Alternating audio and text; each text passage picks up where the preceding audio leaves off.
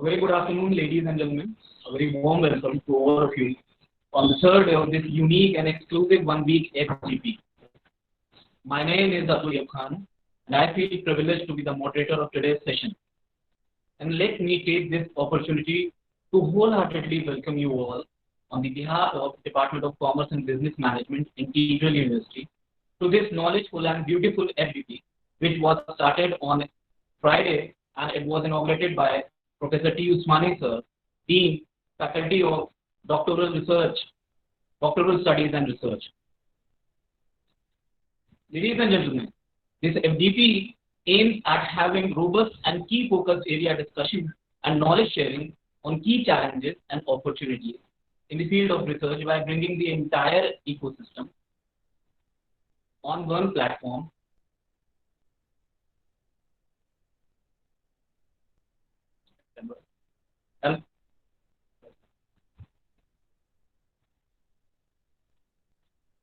Yes, I was saying this FDP aims at having robust and key focused area discussion and knowledge sharing on key challenges and opportunities in the field of research by bringing the entire ecosystem on one platform to discuss and share and gain the knowledge. And I am pleased to inform all of you that we have pan-India presence of the participants from each and every state of the nation. Ladies and gentlemen, today's session aims at having focused discussion on hypothesis formation, data collection, and latest digital data collection tools. So, as you all know, this is an interactive knowledge session. Please feel free to have on board your queries and questions after the session. We would have 5-minute open window for questions and answers, but I would like to humbly request all of you to be very specific in asking questions and try to avoid the questions of generic nature as it will save time and trouble for all. Towards at the end of the conference, we would request all of you, all the participants, to fill in the feedback form which will be provided to all of you as a Google form. This feedback form will help us in assessing that how well we have delivered the knowledge and what are the points of improvement that we can overcome for future programs. Please feel free to reach out to our coordinators for any kind of help or queries. And before I end this in a gratifying note, that today's topic would be very crucial and interesting, and I hope that all of you would find it equally interesting and exciting. I would like to invite Professor A.K. Saxena, sir, Dean, Faculty of Commerce and Business Management, who is the guiding and motivational force for all of us. What to you, A.K. Saxena, sir?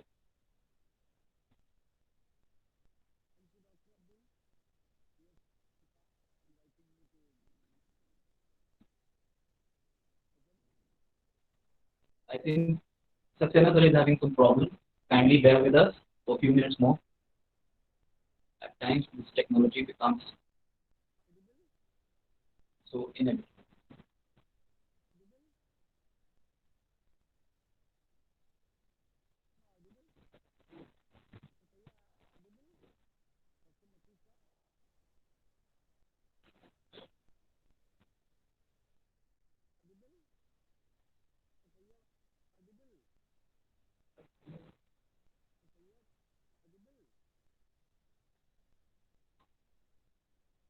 Saxena sir, you are not audible.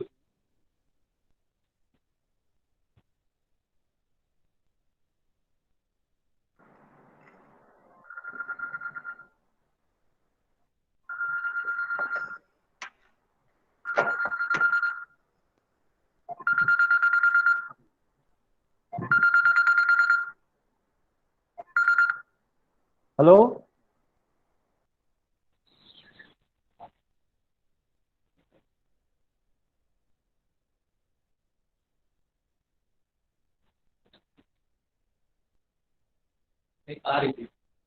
Yeah.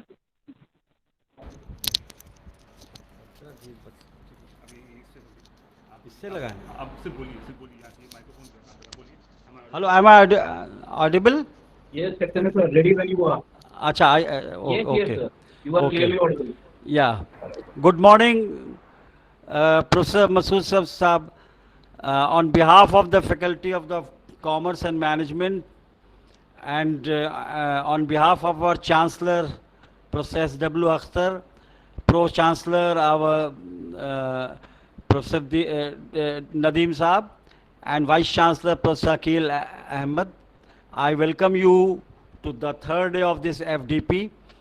The topic which you have accepted to talk about is in fact the heart of any PhD work, the hypothesis. In fact, it is for you the expert, having the expertise in the area of hypothesis, what is it is all about and its testing. So it would not be appropriate for me to debate much on this at this juncture, rather than welcome you once again, except saying that hypothesis means less than a thesis. With these words, I again invite Dr. Abdul Tayyab to kindly proceed further. Thank you. Thank you, sir. Ladies and gentlemen, we have a esteemed speaker of today's session with us now. But before inviting him for the lecture, I would like all of you to acquaint with the kind of great person that we are having today by giving a brief introduction about him. We have Professor Masood H. Siddiqui, sir, today. He is a professor in the area of decision sciences and operations in Jaipuria Institute of Management, Lucknow. He is also Dean Research at Jaipuria, Lucknow. He has a teaching and consulting experience of more than 20 years, including more than 12 years of working in Jaipuria, Lucknow. He also has an experience of 3 years in government of UP as a class 1 vested officer. He teaches papers like research methods, and advanced data analysis. His area of expertise is multivariate data analysis, decision modeling, soft operations research, performance evaluation, and optimization. He has wide experience of consultancy and also has taken more than 80 FDPs and MDPs, a massive amount in various areas. He has wide consulting experience of marketing research and performance evaluation projects for management. He has more than 25 research papers to his credit in various international acclaimed journals, and I have more than 210 citations. He has international conferences and also awarded best research papers in ISDSI 2015 conference. But on the top of everything that he has achieved, he is a very nice person and a personification of humbleness and modesty. With these words, I would like to invite Professor Masood H. Siddiqui, sir, for today's presentation. Masood Siddiqui, sir, over to you, please. Thank you, Mr. Tayyab. So welcome to the session. And now I am starting with my presentation.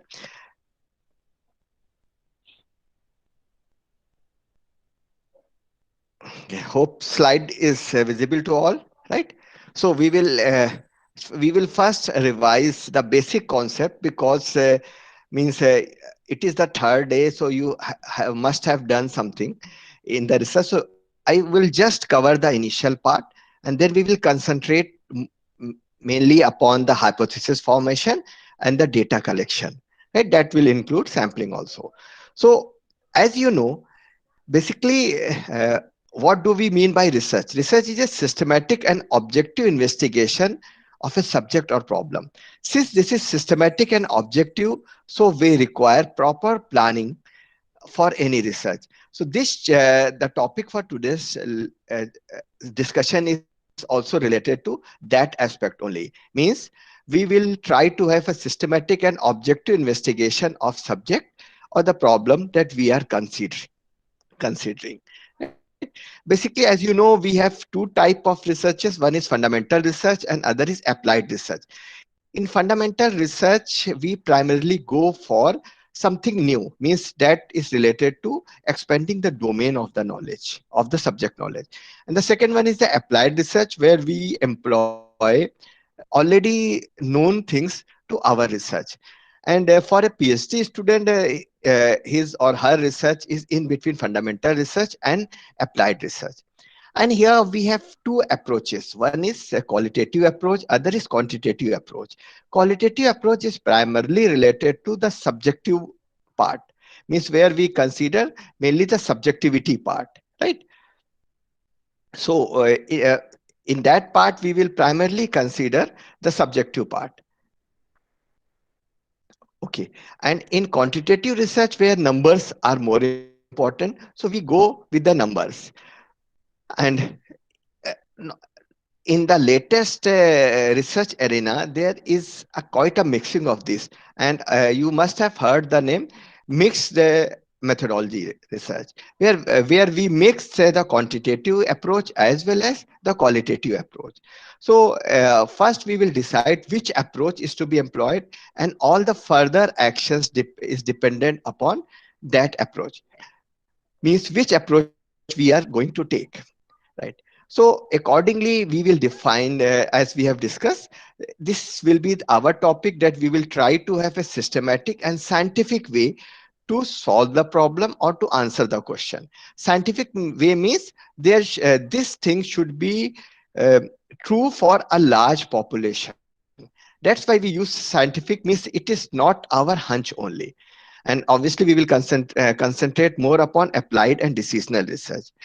And here we try to collect inform in the research methodology. We will have three broad structures. Number one, we will identify the problem, then we will structure the problem, and then finally we solve the problem.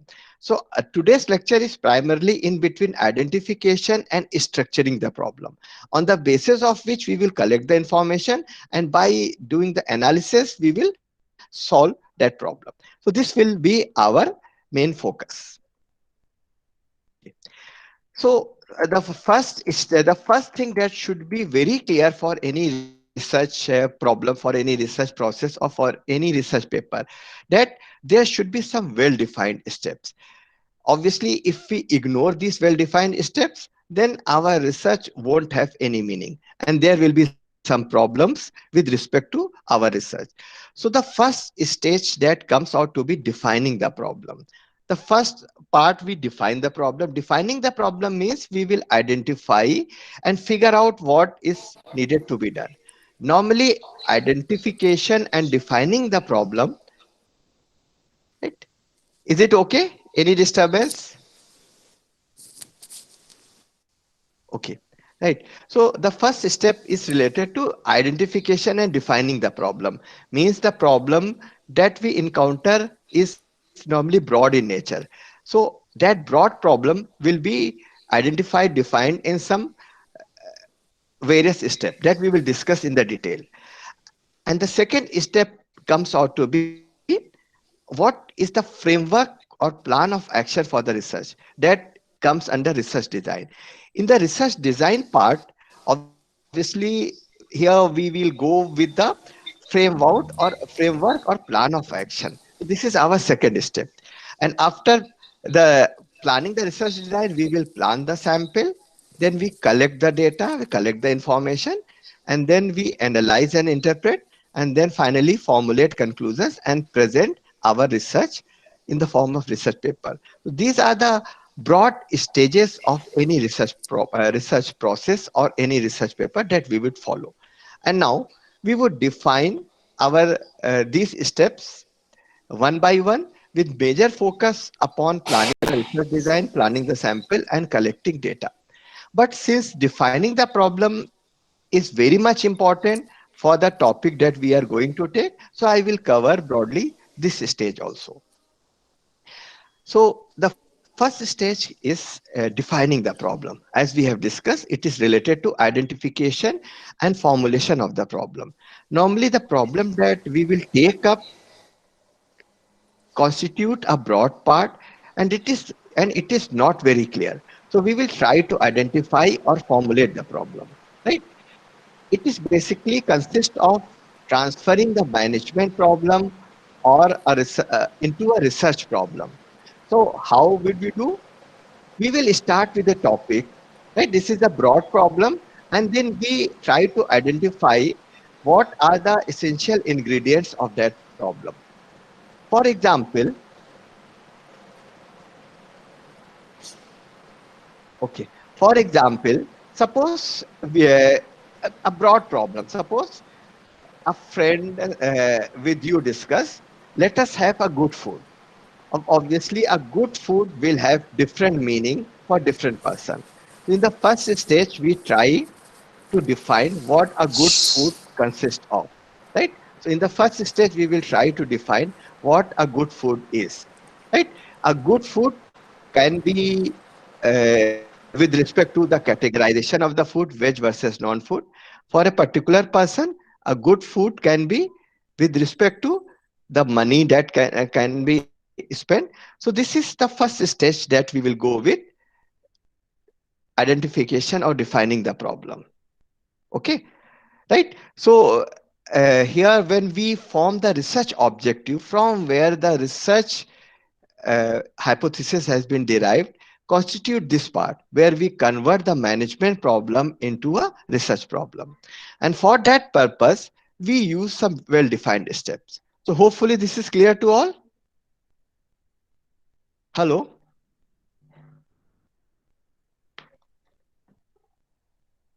Okay, is it clear to all? Yes, sir. Okay, okay, right.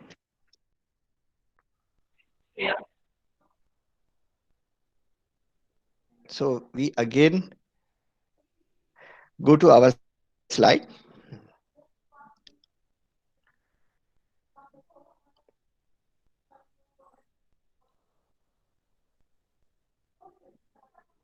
Okay, right. So the first step is related to uh, how we convert the management problem into a research problem.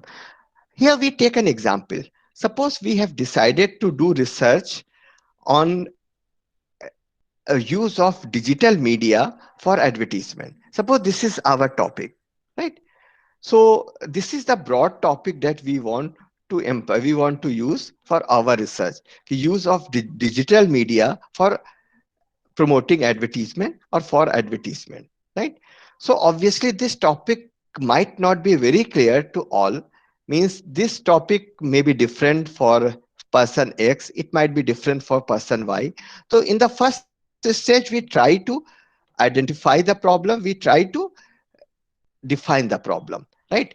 So anyone can suggest what should be the first step. Means how would we move forward, how would we define this problem? Anyone? In the first stage, we consider some research papers or some research reports, means what have been done. So this is actually the exploratory research, a type of exploratory research where we consider the secondary data, right? So in the first stage, we will consider the secondary data, which consists of different research papers, which is actually the literature review that you have covered. So this is our first stage. Second stage is we will discuss this problem with some particular people, means who are having experience in this field. That person can be an academician. That person can be any person related to digital marketing or a person going for advertisement, right? Means a person working in the advertisement agency. So that type of person is actually the experienced person for this problem. So number one, we go with the literature review or considering the secondary data.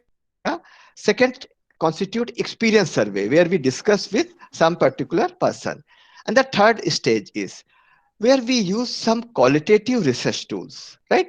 Next step is where we consider some qualitative research tools.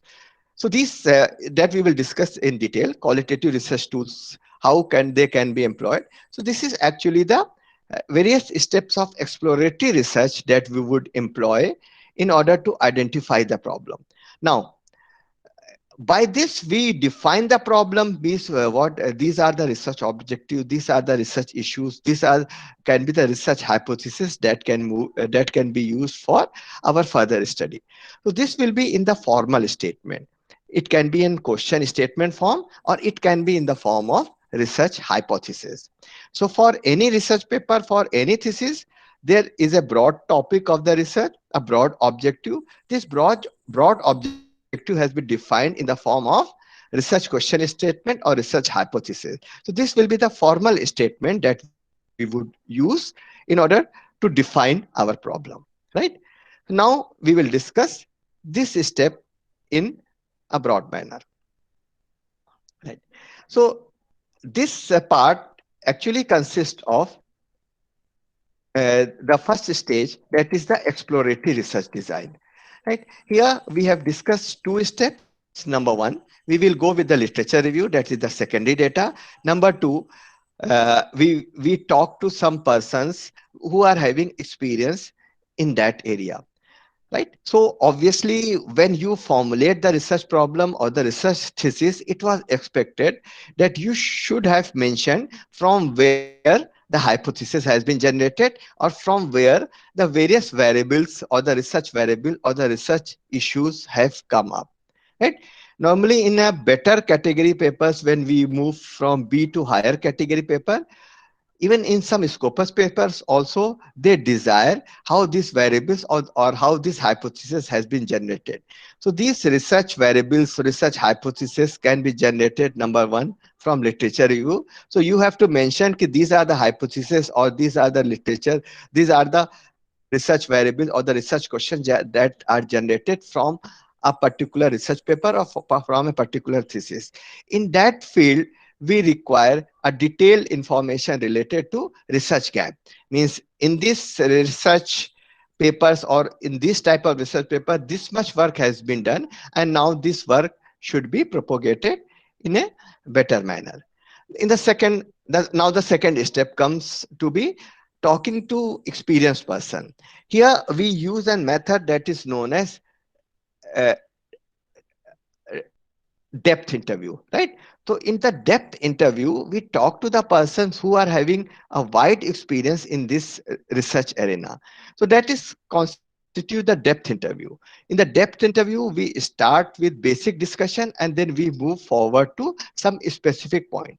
So in the research paper or in the thesis, it should be mentioned, means with what are the peoples with whom you have discussed or we have discussed our the problem, and what are their basic suggestions.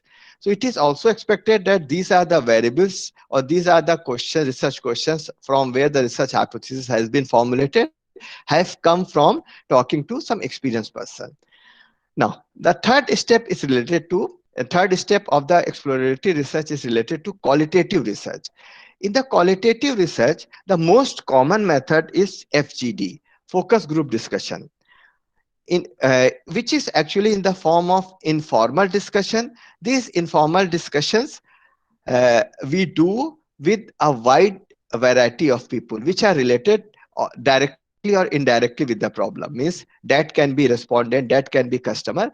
It is expected that focus group discussion should use broadly the same structured survey sample that we would employ in the future. So from there, we introduce the topic in a free flowing discussion. And when we discuss this topic, then we get some interesting suggestions. So this is known as exploratory research that we perform with a wide variety of people. Right? So these are the methods by which we define the problem, we uh, clarify the problem, and after that we make a formal statement. So these are the three steps that we would employ in the research first stage of the research process, that is defining the problem. It is said that if the problem is defined in a better manner, then 80% work has been done. And here, our main focus of the thesis is broadly upon how the problems has been identified or the problems has been defined. Normally, a number of research papers has been rejected if they are not properly identified or properly defined. So this is a very important stage by which we define the problem and from where the research hypothesis has been generated. So hopefully this is clear to all. Any question at this stage? Yes, any question? No, sir. Okay, right. Now, once we have defined a research problem or research process, then we would move to the second stage. The second stage is planning the research design, which is actually the framework for the research plan of action. Right? It actually depends upon the two things. Number one, what is the nature of the problem? Second is what is the level of knowledge that we are having. If level of knowledge is not that much in this area, then obviously it is expected that a high coverage of the exploratory research should be done. But if the level of knowledge is quite much there, then we will move to the second stage that consists of some confirmatory research designs, right? So here the treatment of any research process, research problem or research paper broadly dependent upon these two things. So for writing a research paper or writing a thesis, these 2 points are should be covered in a detailed manner. Number one, nature of the problem. Number two, extent or level of the existing knowledge. And on the basis of this treatment, we decide what research methodology has been employed. Here, two methodologies are there. One is non-experimental research design, other is experimental research design. Right? Up here, we take an example. Suppose we want to identify, we want to know what are the characteristics of the consumer who are using digital media, yeah, who follow digital media for the advertisement purpose. So here the role of the researcher is not that much. Researcher simply collect the information, related to that topic, right? So his or her role is not that much active. His or her role is passive in nature. So this approach is known as non-experimental research. The second is experimental research, where we would go with some more intervention in the form from the researcher. This is known as experimental research. Normally, experimental research is used to establish cause and effect relationship. Right? Suppose we want to know whether a particular trait is useful in promoting the digital media use for advertisement. Suppose you have thought that that can be his or a respondent's acquaintance with the uh, online platform or acquaintance with the computer knowledge. So obviously for that purpose you have to perform a particular experiment that we will discuss in detail in the next slide. So on the basis of type of research methodology, which is dependent upon the treatment, we move forward. And the research hypothesis and the research methodology or the research design, they are related, right? So as we have discussed, that research design is a plan framework for research plan of action. Means how would we perform our research? It is dependent upon the research design. So for any PhD work or for any research paper, a thorough discussion on the research design is very much required, because it is expected that if planning is not that good, then obviously our research will have certain lacuna. So research design should be discussed in a broad manner, in a well defined manner. Now we have three type of research designs that we have discussed. Number is the exploratory research design. The objective of the exploratory research design is just to identify the problem, just to define the problem. And the suggestions that are coming from the exploratory research design are broadly in the form of suggestions only.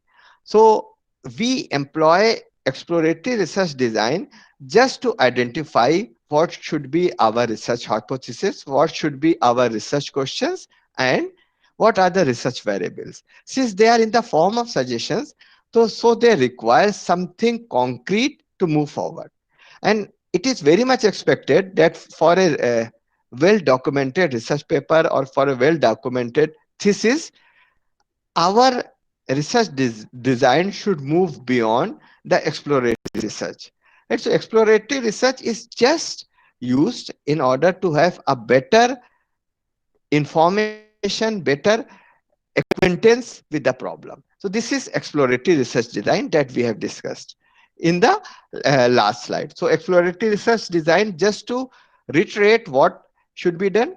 Number one, exploratory research design should constitute three steps. Number one, considering the secondary data, means the literature review. Number two, talking with the experienced person. This is also known as experience survey. And number three, some type of qualitative research. And for the common qualitative research that is employed is focus group discussion. So this is exploratory research. And from this exploratory research design part, we identify what are our research hypotheses. On the basis of these research hypotheses, we move at the second stage that we will discuss in detail.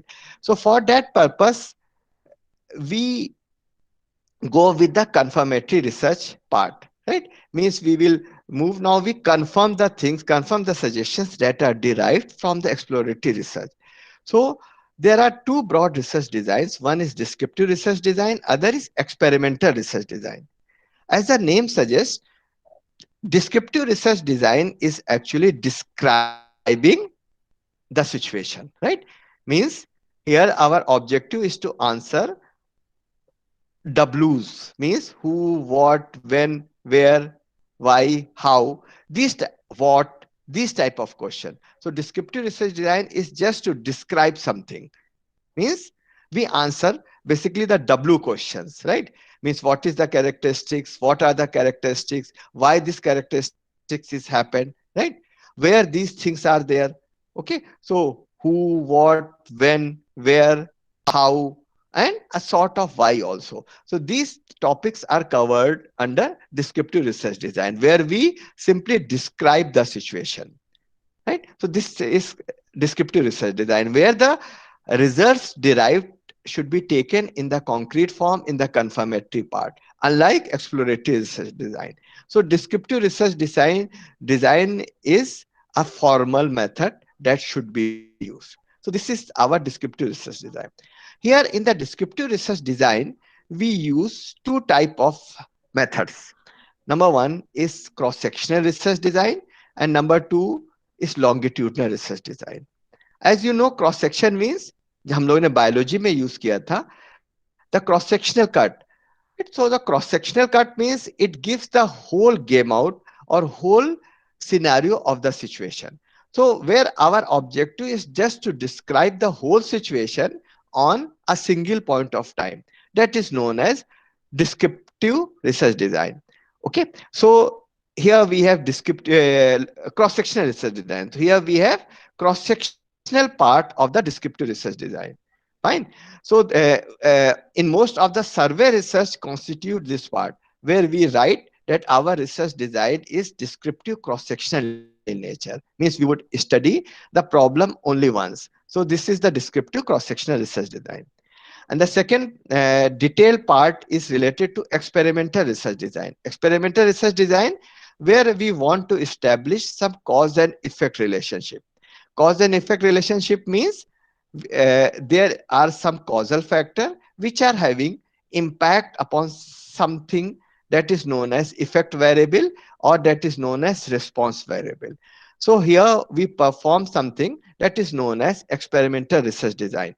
And as you know, in last year, the Nobel Prize for Economics is given to Mr. Banerjee, and his work is on economics. His work in the area of developmental economics is primarily through the randomized plot, which comes under experimental research design, right? So from last year, normally research journals are concentrating more substantially upon the experimental research purpose, means of experimental research design. And it is relatively easier to publish in those journals if we write research papers on experimental research, where we perform some randomized plot, and then we will move with the analysis of that experimental research and go for analyzing our data. So now we will take an example of experimental research, right?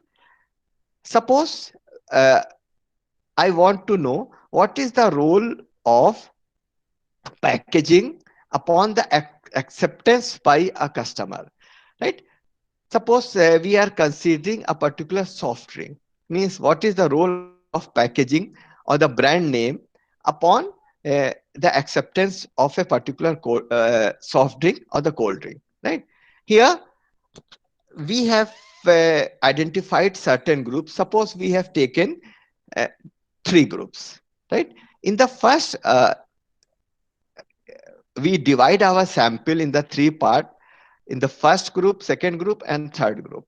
In the first group, uh, they are presented with a soft drink bottle having no brand name, having no name, any no wrapper, right? So this is the first group. In the second group, same brand of cola or same brand of soft drink is given with a with some different name. Suppose हमने उसमें जो drink भरा है that is Coca Cola, और हमने उनको जो wrapper दिया है, द ब्रांड दिया है, that is Pepsi nature. And the third one is they are given the soft drink bottles with a proper name, means Coca-Cola bottle has been given, right? And they have to taste the cola, and they have to represent, they have to express their satisfaction with that cola. If we have satisfaction score same in all three categories, means people are following just the taste, they are not following the brand name or the packaging or the wrapper. Means brand name or packaging has no role in acceptance or likeliness of the cola, right? Number two, suppose they are giving different level of satisfaction, they are giving the different ratings. Means when they are given, they are provided with no name, they are giving the lower score, right? Number two, when they are giving a false name, that is Pepsi, they are giving a slightly higher score. And when they are provided with the bottles having the real name, so they are giving highest score. Means here the role of branding or role of packaging or role of wrapper comes in a full force, right? Because people accept or reject, they express their satisfaction or dissatisfaction not just because of the taste, but much because of the brand name.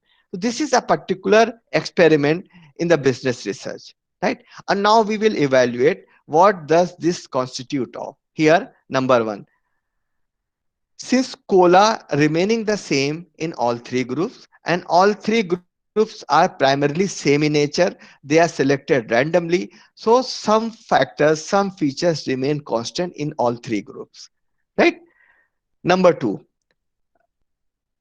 so this is remain constant, some variables remain constant. Number two, in the first group, since there is no brand name, there is no packaging, so we have not imposed any brand name. And in the second group, a false brand name has been given, and in the third name, a real brand name has been given.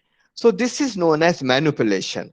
Means we deliberately change a particular factor, particular treatment to examine its impact, right? And accordingly, we would decide that brand name is the cause for acceptance or rejection of the bottle, right? So in that manner, we will establish a causal relationship between brand name and acceptance or satisfaction with uh, the cola.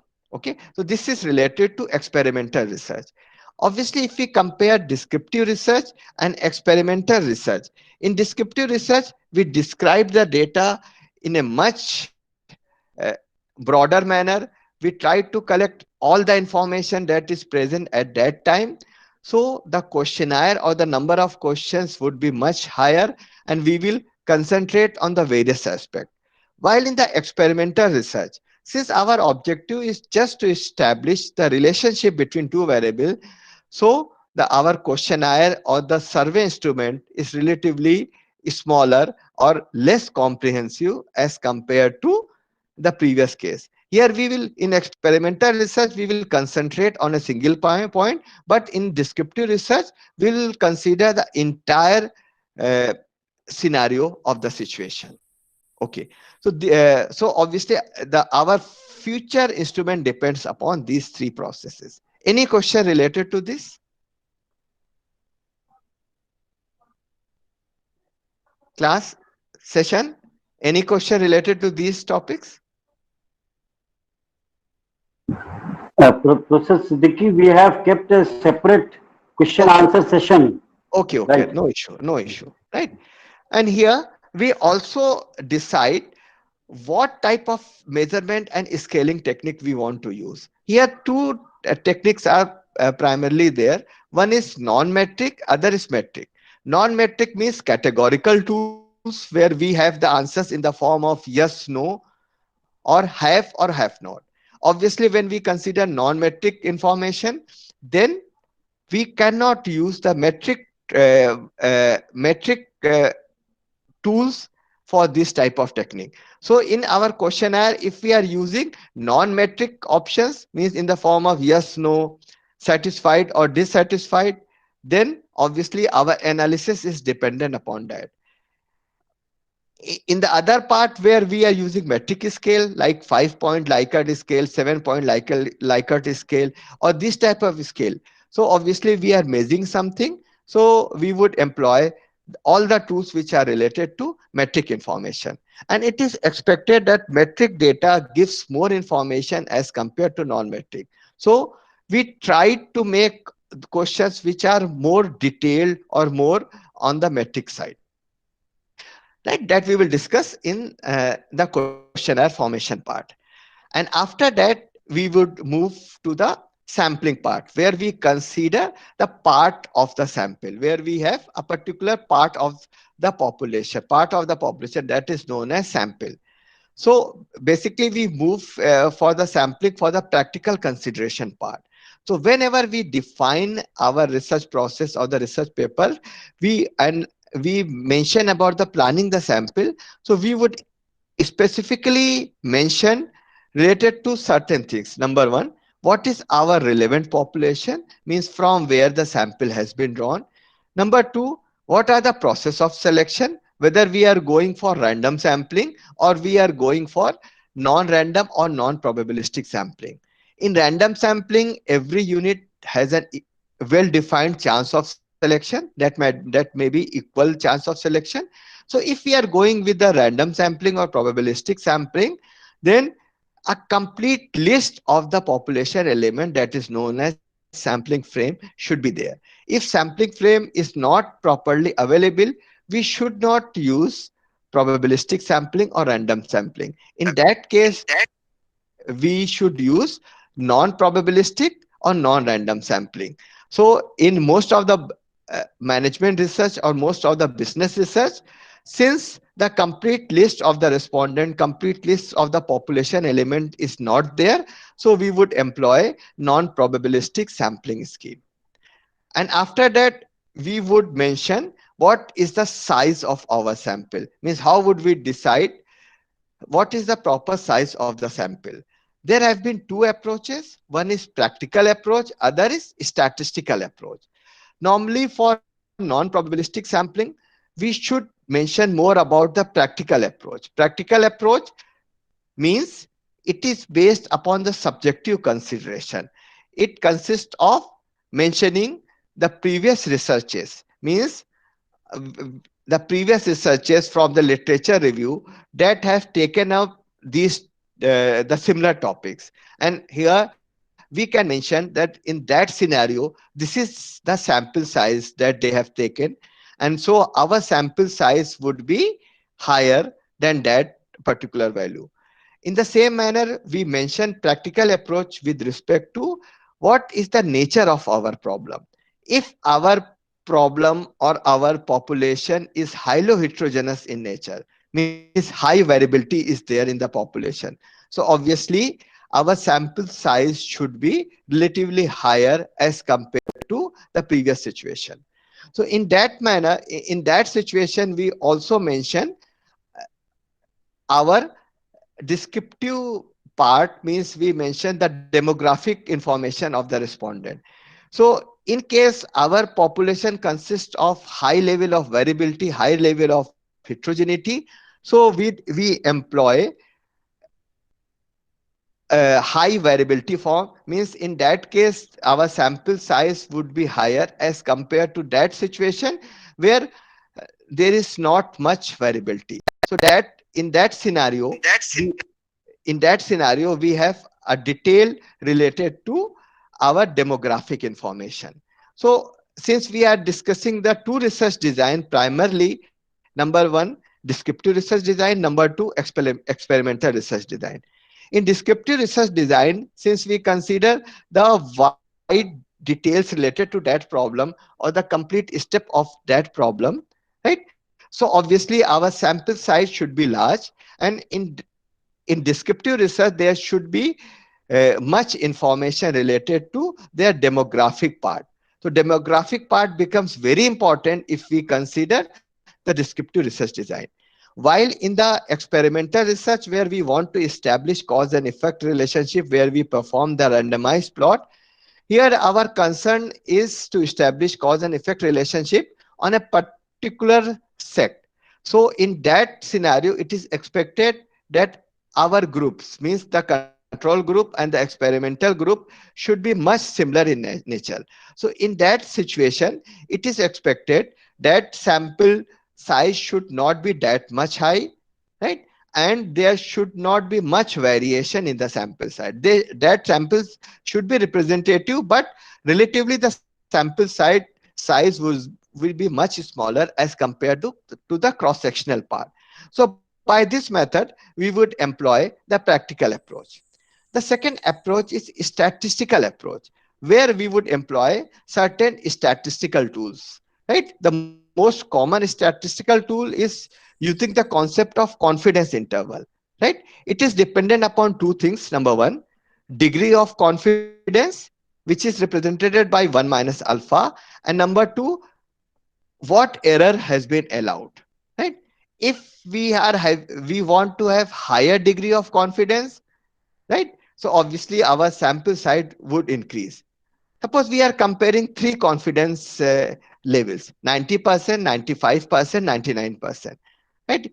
If we mention that our confidence level is 19%, then obviously sample size would be relatively low. But if we mention that our confidence level is around 99%, then our sample size would be much higher, right? Okay, so this is a confidence level. Next is the error allowed, means how much error we can bear with these results. So this error is again not much. Suppose we want to have 1% error or 5% error. So if we allow relatively higher level of error, then our sample size can be low. But if we want to have low level of error, then our sample size would be much higher. Okay, so this is our statistical approach that we would employ. Okay, right. And now we will move to the questionnaire form.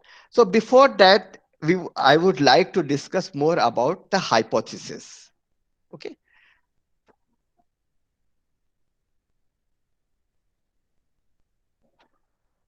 So here I open one more window.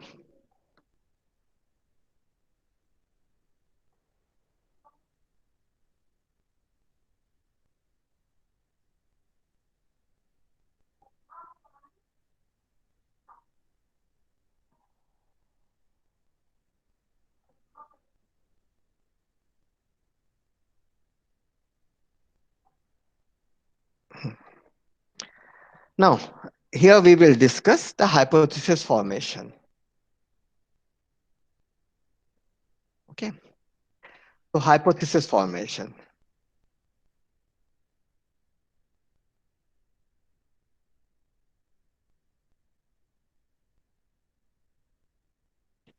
Here, when we formulate the hypothesis, then we mention we have two type of hypothesis. One is null hypothesis, right, which is denoted by H naught, right, and the second one is alternative hypothesis,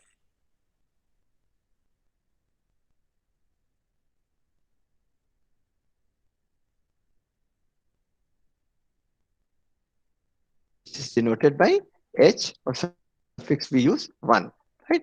So this is null hypothesis and alternative hypothesis. Okay. Now, the main hypothesis that is under covered is the null hypothesis. So this is the main hypothesis. Since this is the main hypothesis, so the hypothesis that is tested is actually the null hypothesis only. So hypothesis to be tested. Okay, so this will be our main hypothesis, where we mention that it is our null hypothesis, and this hypothesis would be tested. And when we test the hypothesis, then obviously all comments should be primarily on the null hypothesis. All comments should be primarily on the null hypothesis, right? Should be primarily on the null hypothesis.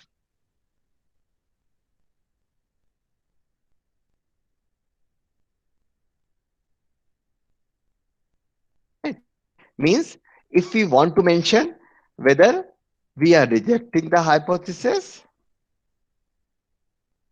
or we are not rejecting or accepting the hypothesis, so technically that should be upon null hypothesis only. So when we express the result, then we mention that the proposed hypothesis, which is in the form of null hypothesis, is accepted or rejected, right? And all statistical tools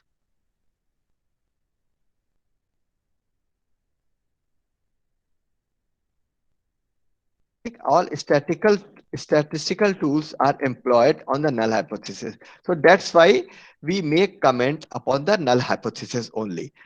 The role of alternative hypothesis is there when we reject H naught. Right? So when we reject H naught, then only we mention the statement related to the alternative hypothesis. But normally in the research paper or in the research thesis, H1 is accepted or H1 is rejected should be avoided. Means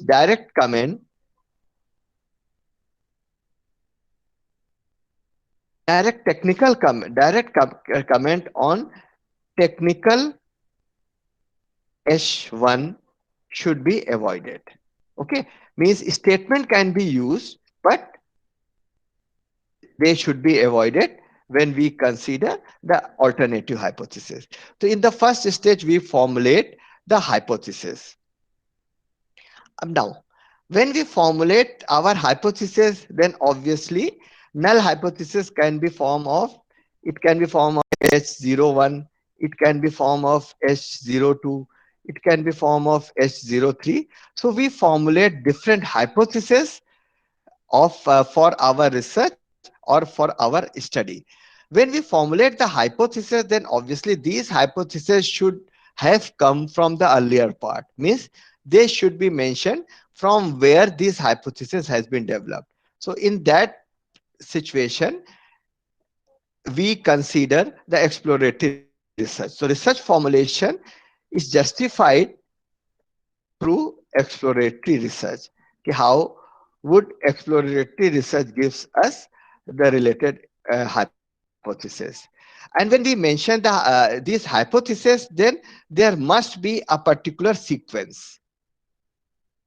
Right? There must be some particular sequence, right? Sequence means we basically move from uh, the attribute, the product or issue attributes to the user's attributes.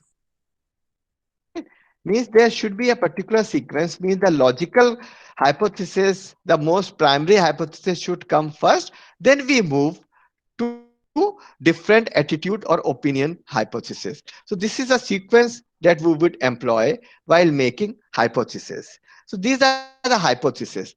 Hypothesis can be mentioned in the form of question statement,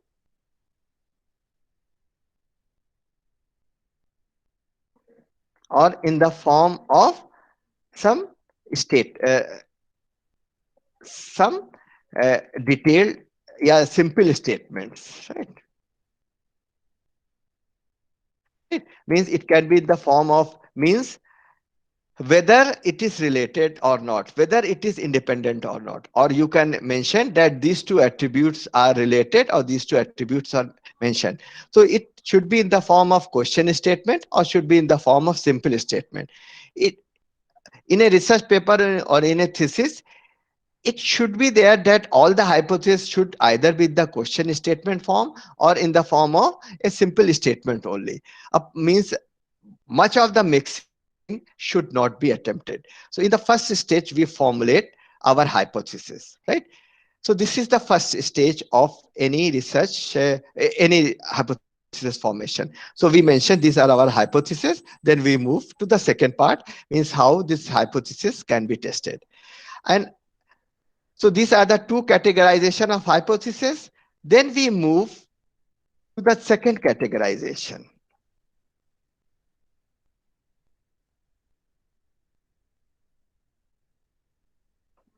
The second categorization of the hypothesis is related to whether we are going for one tail hypothesis,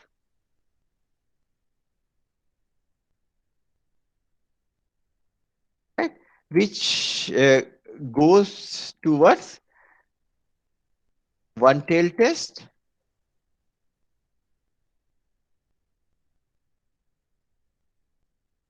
or we are having two tail hypothesis,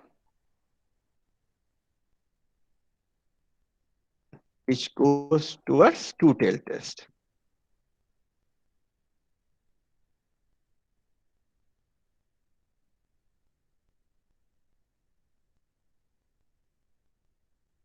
Means in one tail test, if we write in the technical form, then normally we would use the symbols like greater actually in H1. If we write H1 in the technical form, then we employ the sign greater than equals to or less than equals to. But when we are considering two-tail hypothesis or two-tail test, then we mention our alternative hypothesis as not equals to form, right? So we would like as not equals to form, right? So we would like that these are not equals to. So if we are using a technical description of the hypothesis, then obviously we would employ the proper methodology.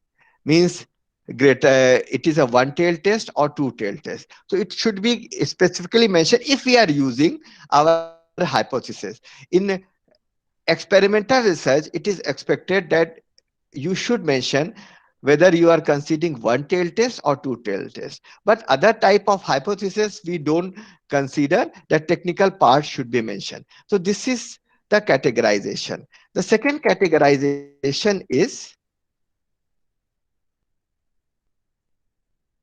of the hypothesis is what is the objective of the hypothesis? What is the objective of the hypothesis? One objective of the hypothesis is comparison only.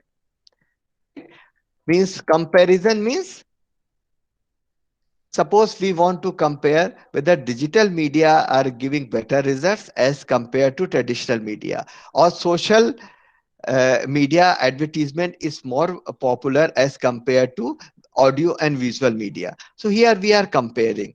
So when we compare, then our hypothesis will be in the nature of comparative hypothesis.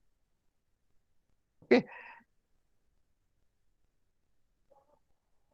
where our hypothesis will be in the form of comparative hypothesis, right, where we compare the hypothesis.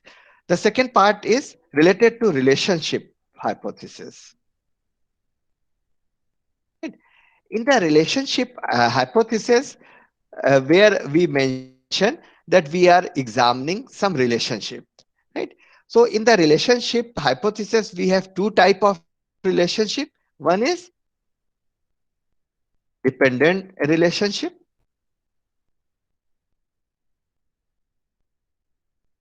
right? And the other part is interdependence relationship.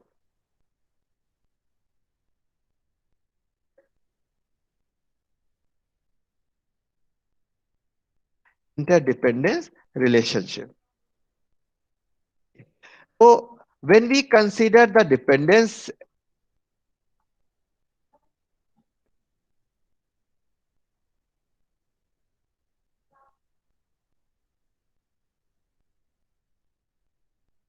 Whether where we are considering the dependent relationship, then obviously we have to mention ki what type of variable we have. Means what are our dependent variables and what are our independent variables. Right? What are our dependent variable and what are our independent variable. So they should be mentioned when we mentioning the dependent relationship. And if we are employing the H naught form, then normally we mention that these variables are independent in nature.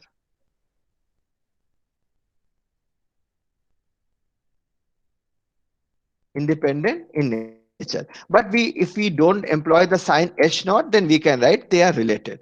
And in the interdependence form, where we don't mention what type of what are the independent and dependent variable, means their demarcation is not there. So normally we mention terms like underlying dimension,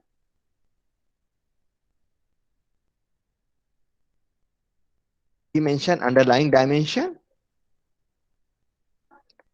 right, which is a particular case when we consider exploratory factor analysis or confirmatory factor analysis or some type of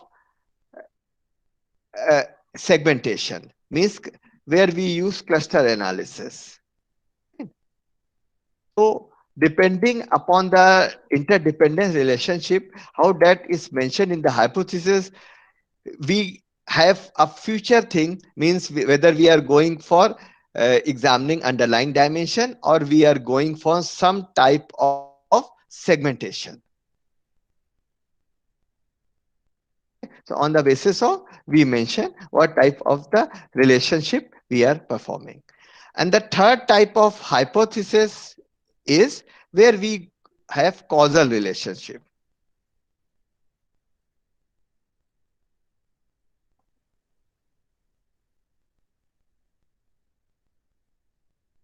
In the causal relationship, we mention that there exists, means there is something that cause, means we mention that this is the cause of, means uh, suppose computer knowledge is the cause of accepting the digital advertisement. So computer knowledge is the cause and effect is the acceptance of the digital advertisement or the digital marketing. So this cause and effect relationship hypothesis should mention what are the causal fact for causal factors, means what are our causes and what are our effects. So they should be mentioned in the hypothesis. So these are the different type of hypotheses that we would employ for formulating the hypothesis. So hope the hypothesis formulation is much clear. So there is no such rule how many hypotheses are there, but it is expected that we should formulate such a number of hypotheses that the whole problem is defined uh, with in a comprehensive manner. And it is very much required that all hypotheses should be analyzed whether by the primary data or from the secondary data to complete the research paper or to complete the thesis. So this is the first stage related to hypothesis.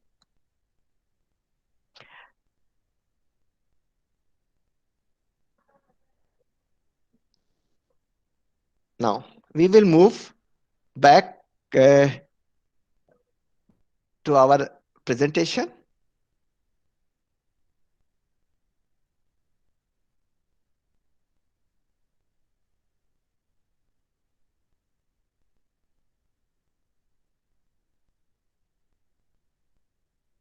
Okay. So after deciding about the hypothesis and related to what are the sampling scheme, we now move toward the data collection, means how the instrument has been used in order to collect the data. Here, as you know, we have two type of data. One is primary data, which is collected for the first time, and the second one is secondary data, already collected data.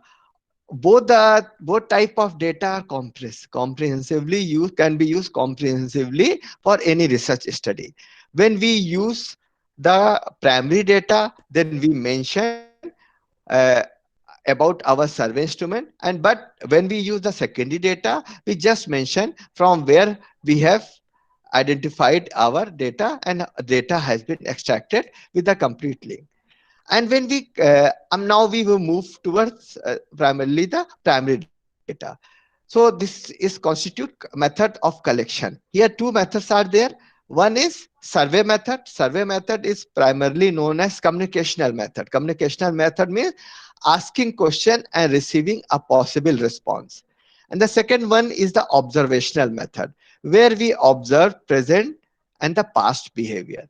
In communicational method, there have been three approaches. One is personal inquiry method, mailed questionnaire. The third one is enumeration through schedule, where in the personal inquiry method, a researcher himself or herself goes to the respondent and collects the data. Obviously, if the issue is controversial in nature or some deep probing is required, then personal inquiry method is the best method.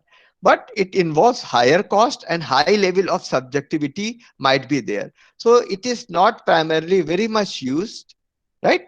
Uh, Used in the descriptive research, right? The second is the mail questionnaire. Questionnaire are mailed to the respondent, right? And the third one is enumeration through schedule, where respondent himself goes to the researcher himself or herself goes to the respondent and collect information on a particular schedule on a particular survey instrument.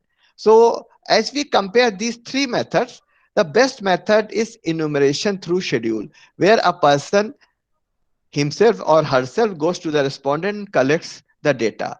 But for a large sample and for a widely spread out sample, it is not very much possible.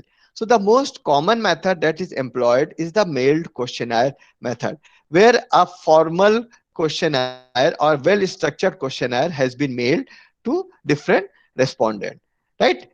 That can be mailed through Google, that can be mailed through personal only. And the next one is the observational method. Observational method where we observe present and the past behavior. Obviously, if we are following the survey, if we are considering the second data or we are considering the secondary information means literature survey, then we are using the observational method. We observe the past behavior. So when we write things related to exploratory research, when we perform the literature review, the method employed is observational in method in nature. And in the presenting the past behavior, you observe the respondent or you observe the something how that behaves. So in case of qualitative research or in case of experimental research, observational method and inquiry method, personal inquiry method is supposed to be better as compared to a formal questionnaire method. So this is related to collecting the data. So now we will discuss more related to the questionnaire, right? So as we have discussed, this is an structured technique of data collection, right? And it is constitute questions in a well-defined manner. So the first thing that we have discussed in detail, that it must translate the information need. How we identify the information need, it comes from the earlier part where we define the problem, right? Where we mention the problem in the form of defining the problem or in the form of experimental research. So here in that steps we define what are the information that are needed from the respondent. The second thing is the questionnaire should be such that it should be interesting, but means it should uplift, motivate, and encourage respondent to be involved in the research process. Right? So means the questionnaire should follow a particular sequence, and they should be asked orally or they should be asked through a instrument in such a manner that a respondent become encouraged to share their response. The second is that should minimize response and non-response error. Response error means a respondent simply refuse to give the answer. So if our questionnaire consists of very direct questions which are personal in nature, so in many a situation, respondent simply ignore or simply uh, gives that he or she doesn't want to provide the information. So there are certain things that should be avoided to have response error. The second thing is non-response error, where respondent has given an answer, but that response is not correct. So these two errors that should be minimized, and we will discuss in detail how these two errors can be there. So they will be covered in a questionnaire design process, right? So in a questionnaire design process, the important points that we should consider is specify the information need. Means what are our research hypotheses, what are our research variables. Second is type of the collection method, means how the information has been collected, and what are the broad content of the individual question.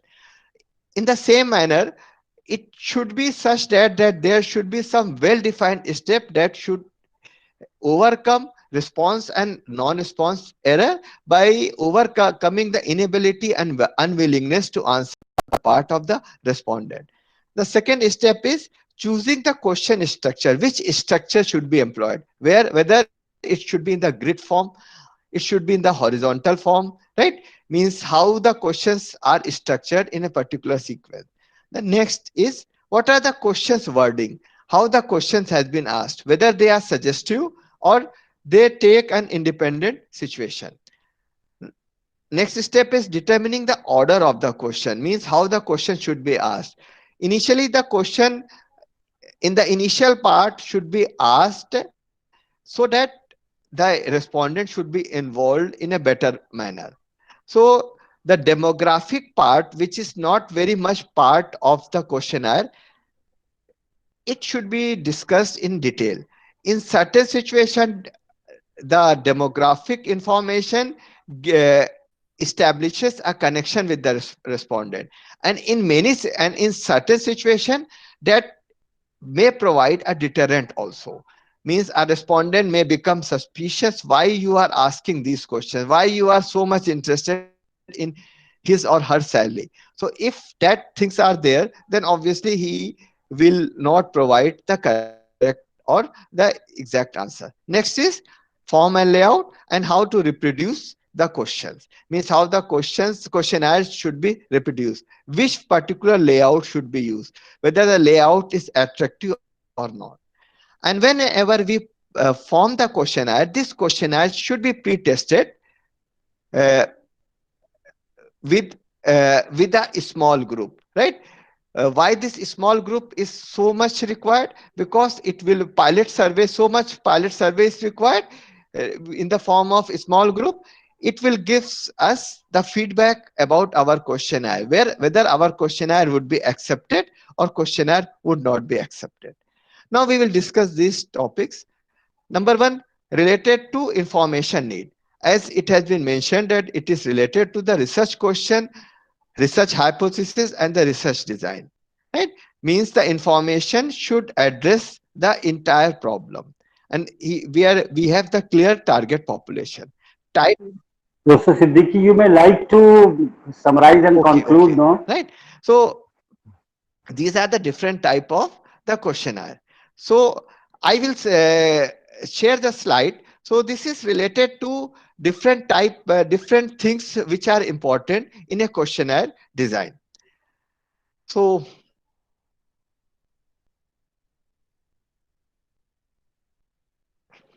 right. So in order to summarize, so the proper identification of the research process is very much required. So we have a good research or a fruitful research. It starts with number one. We should identify the problem or identify the issue in well-defined manner, where we formulate a proper hypothesis. If we identify the proper hypothesis, then proper research issues should be there, and depending upon the research hypothesis and research issues, we identify what type of research design is to be employed.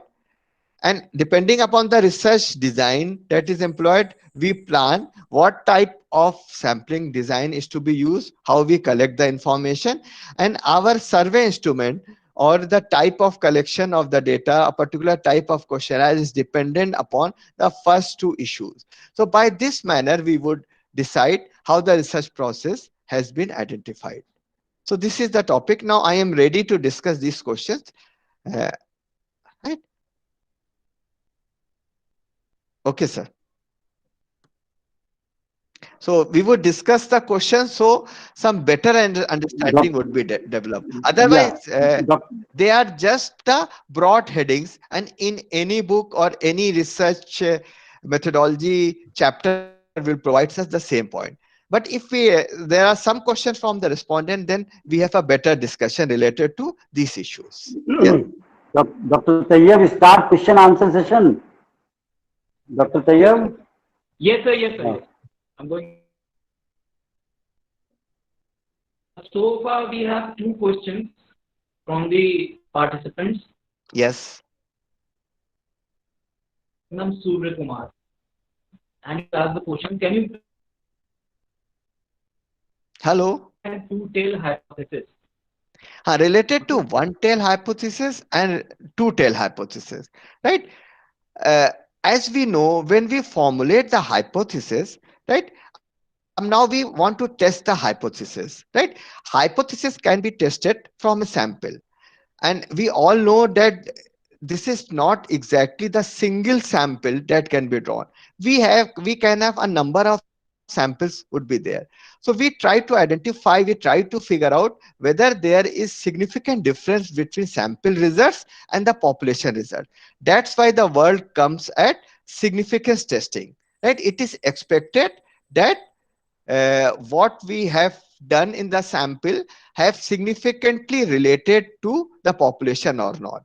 So for that purpose, we have to perform certain statistical tests that is known as testing of hypothesis. When we perform certain statistical tests, they follow a particular sampling distribution, or they follow a particular distribution of the sample statistic. So in the distribution where we consider the sample space, so when we accept or reject the hypothesis, so we divide our sample space into two parts. One part gives rejection of the hypothesis, and the other part gives the acceptance of the hypothesis, right? So for one tail test, the rejection part would be on one side only, means it should be on the right side or it should be on the left side. And for the two tail test, our the rejection part, that is known as critical region, will lie on the both side, right? Suppose we are examining dependence versus independence, right? So dependence means they may be positively related, they may be negatively related. So if we are broadly considering the dependence part, then obviously the hypothesis should be in the form of two tail. But if we are considering that there is a positive dependence, then it will be a one tail part only, right? So this is about one tail and two tail. Next question is, Sir, next question is from Mr. Pradeep Kumar, and he okay. want to ask, what are the other exploratory research design mostly used in the industry, and how this method helps in hypothesis acceptance or rejection? Okay.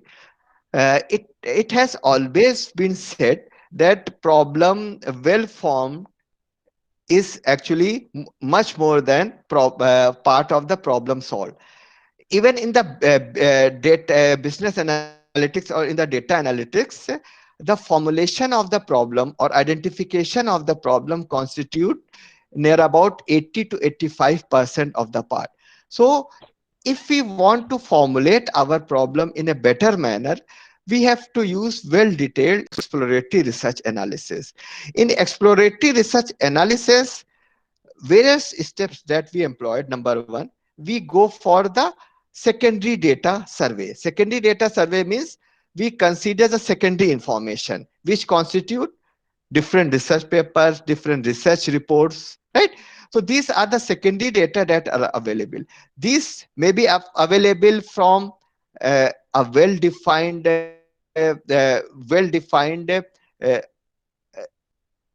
well-defined uh, well-defined what is known as data bank, or in open in the form of Google. So if you can follow a well-defined data bank like Ebesco, like Scopus data bank, Emerald data bank, or different type of financial data bank, like we can go for uh, CMI surveys, right? So they are the well-defined data bank. And open data bank is formed in the form of Google also, right? We can go for Google Scholar or simple Google. The second step consists of discussing with the experienced person. So when you discuss with the experienced person, means the person who are having knowledge in that field, right? Suppose we want to perform our study on some kid product or children product, so the most experienced person can be kids also, right? So they should be taken into consideration in order to formulate our the problem. The third is related to qualitative research, where we go for focus group discussion. In the same manner, some exploratory tools are also there, which constitute exploratory data analysis, right? Different visualization tools or different visualization tools also Now suggest it has come. how they are related. Okay. So this is the question. Now, next question. Yes, sir. Next question is from Mr. Abdul, and he want to ask that can all of the three research design can be used in the same research? Normally, all three research design should not be used in the same research. Exploratory research will be there in all type of research, whether we are writing a research paper or we are writing a thesis, right? It will remains common.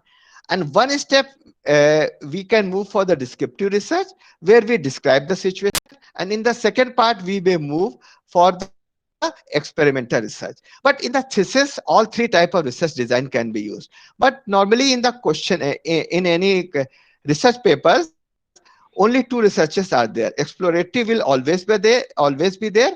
Then we move to towards either descriptive, depending upon the situation, or we move toward exploratory when experimental, when we want to establish cause and effect relationship. But in the So thesis, all three can be used. I have one clarification to seek, if you permit. Yes, sir. Professor Siddiqui, Professor Yes, Siddiqui, I have one clarification to seek, if you yes, permit. Dr. Saxena. Is there any say rule like that the research subjects where primary data is to be collected, that is survey-based research, have these statements are to be formulated, and the research subject where which is based on only secondary data, research hypotheses are not to be formulated. No, sir. There is no such issue. We can go for primary as well as we can go for secondary data also. Where the primary response is there. Suppose we are going for some behavioral finance research, then in that situation, primary data is required. But where our objective is different, we want to perform some relationship depending upon different return values, then obviously we will go for the secondary data.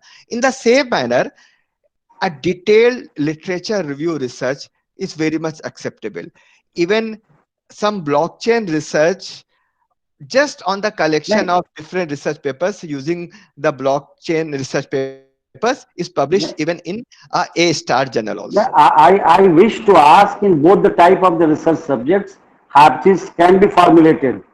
Yes, Hypothesis, both type of that can be that was formulated. of my thinking also. Thank Yeah, you. both type of can be formulated. Thank sir, we would have last question for today's session, and Okay. then we'll conclude.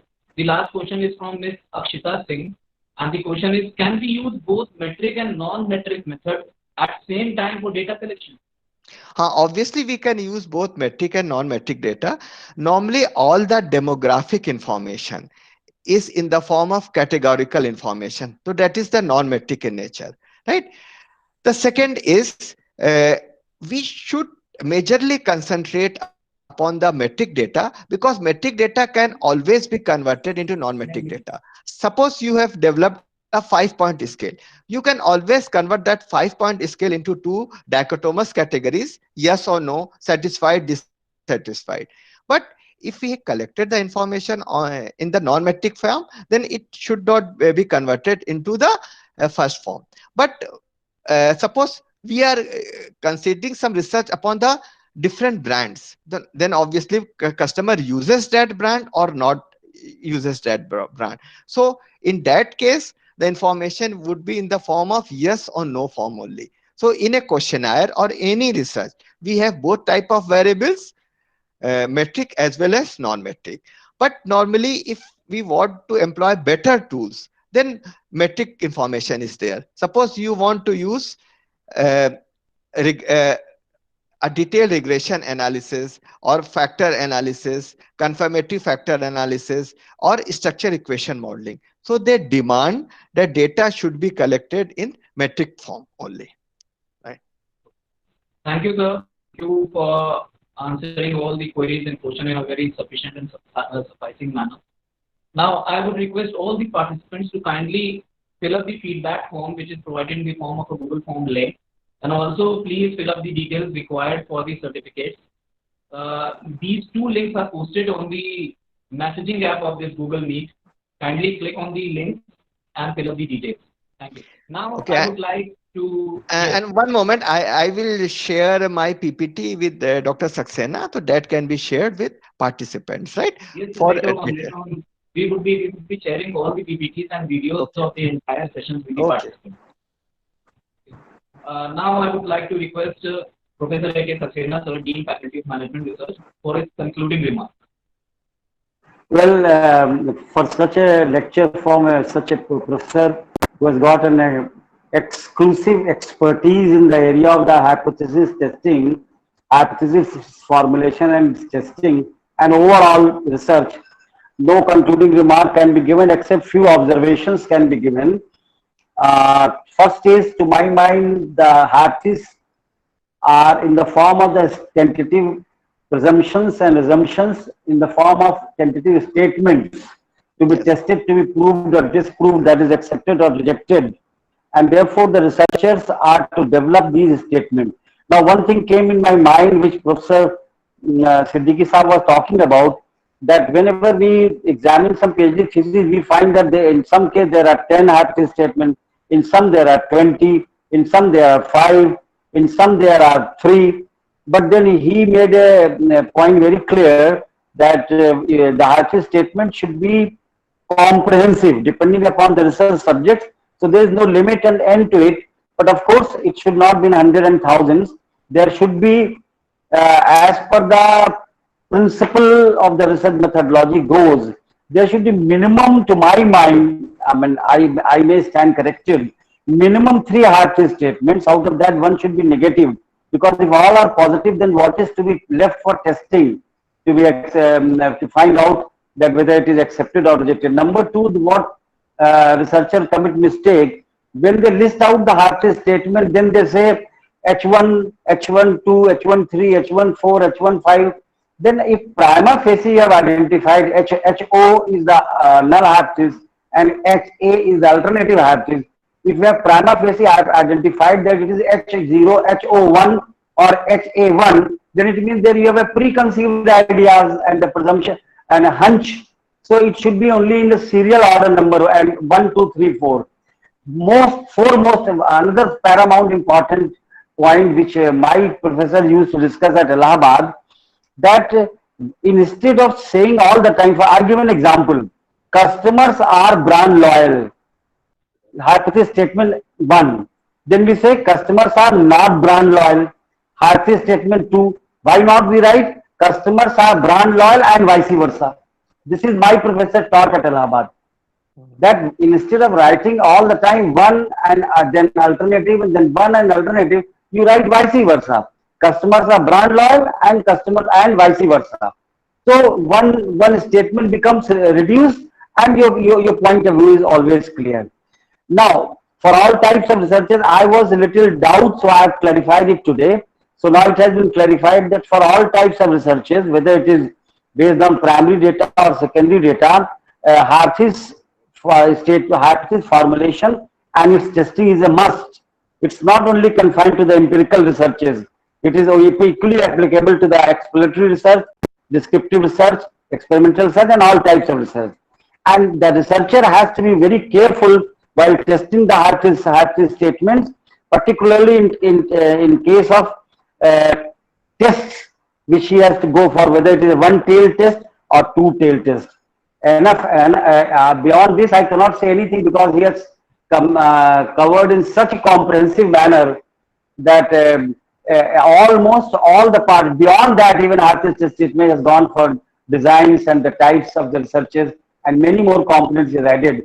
We are grateful to Professor Siddiqui for giving such a wonderful, comprehensive, informating, enlightening, and with a wider scope.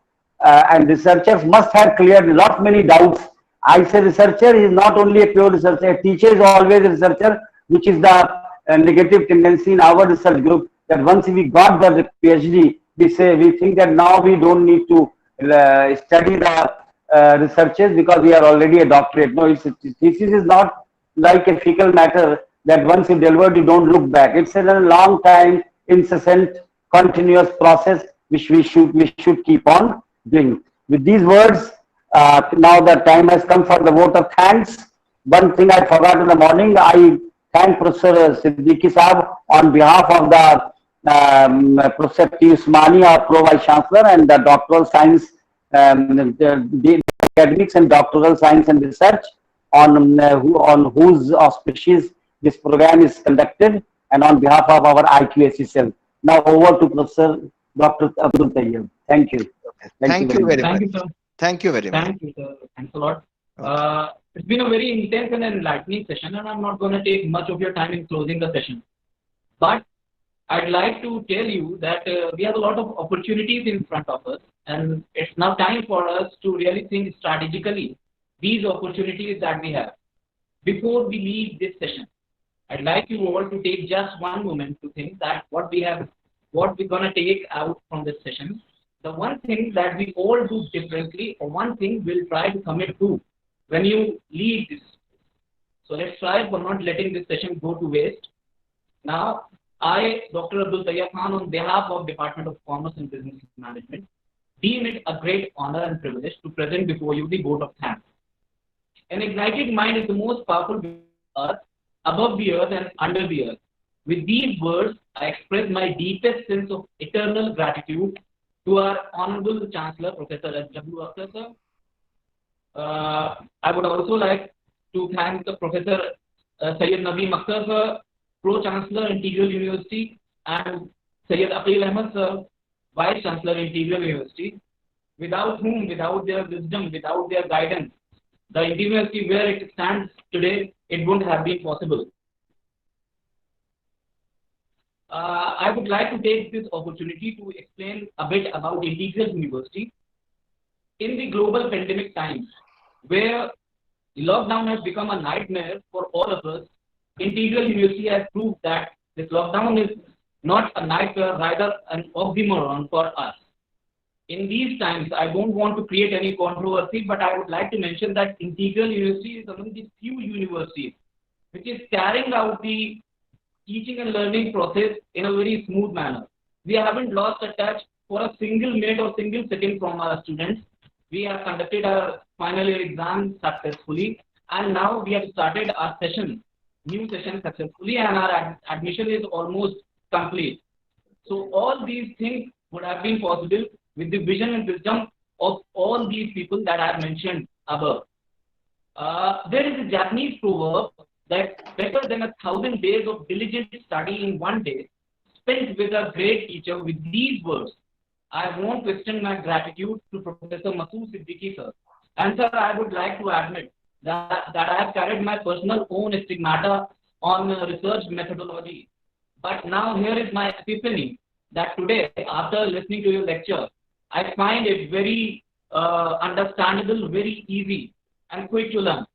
Sir, I'm sure our audience must have been benefited a lot from your talk. I'm also very thankful to Professor showing faith and trust in us and providing freedom and opportunity to explore into the uncharted waters of knowledge and always try to be a shy mother, sir, Head, Department of Commerce and Business Management, for his able leadership every day. Lastly, I express my gratitude and thanks to my colleagues, the faculty members, for their unconditional support in making these kind of sessions a great success. And in the end, last but not the least, I thank to all the participants from the various parts of the nation for making this session as lively as it can be and as interactive as it can be, and making it a great success. Thanks a lot to everyone. Thank you, sir. Thank you. All the best. Thank you, sir. Thank you, Professor Siddiqui Saab, Thank you, for sir. sparing your time to come and deliver such a wonderful lecture. We keep on being in touch and inviting you for benefiting our students. Thank you, sir. Thank you, sir. Okay. Bye-bye.